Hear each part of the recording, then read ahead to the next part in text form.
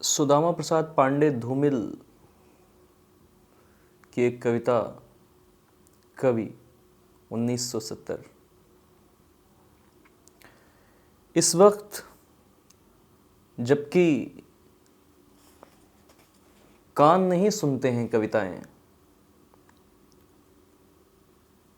कविता पेट से सुनी जा रही है। आदमी गजल नहीं गा रहा है, गजल आदमी को गा रही है।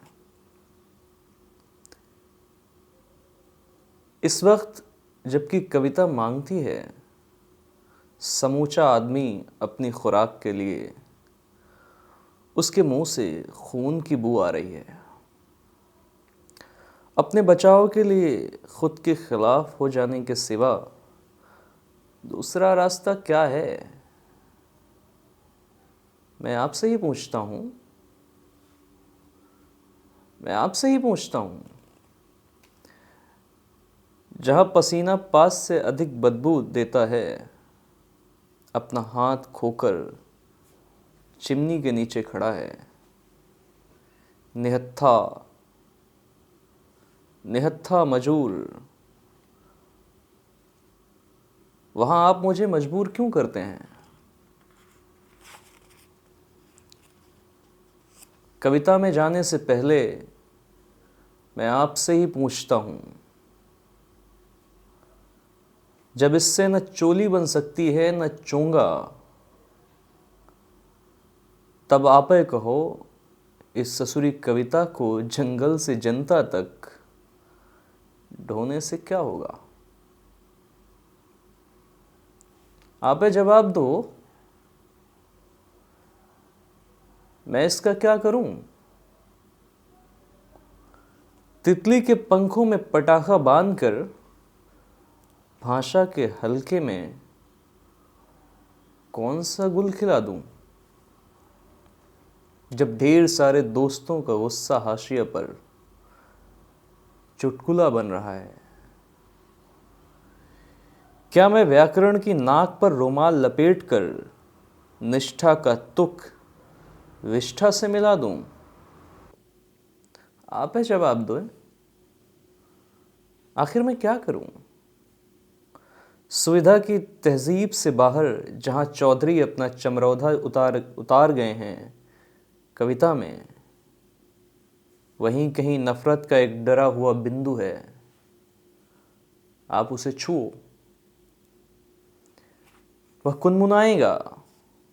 आप उसे कोंचो, वह उठ खड़ा होगा। लेकिन एक जरूरतमंद चेहरे के अलावा वह धूमिल नहीं, एक डरा हुआ हिंदू है। उसके बीवी है, बच्चे हैं, घर है, अपने हिस्से का देश, ईश्वर की दी हुई गरीबी है। ये बीवी का तुक नहीं है, और सही शब्द चुनने का डर है।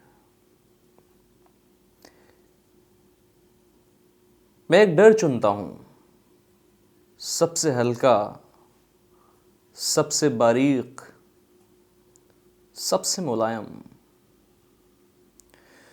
कम से कम जिससे मैं खुद को बांध सकूं, जुआ तोड़कर भागते हुए शब्दों को कविता में बांध सकूं।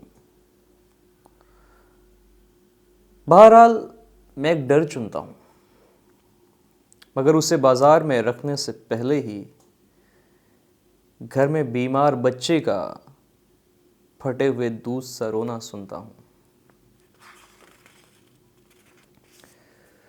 बच्चा क्यों रो रहा है? मैं चुपचाप उठकर रसोई घर में जाता हूं और पूछता हूं, क्या हो रहा है? यह जानते हुए भी कि कई दिनों बाद भूख का जायका बदलने के लिए आज कुम्हड़े की सब्जी पक रही है। पत्नी का उदास और पीला चेहरा मुझे आदत सत आंकता है। उसकी फटी हुई साड़ी से झांकती हुई पीठ पर खिड़की से बाहर खड़े पेड़ की वहशत चमक रही है। मैं झेपता हूं और धूमिल होने से बचने लगता हूं। यानी बाहर का दूर दूर और भीतर का बिलबिल होने से बचने लगता हूं। आप मुस्कुराते हो? बढ़िया उपमा है, अच्छा प्रतीक है।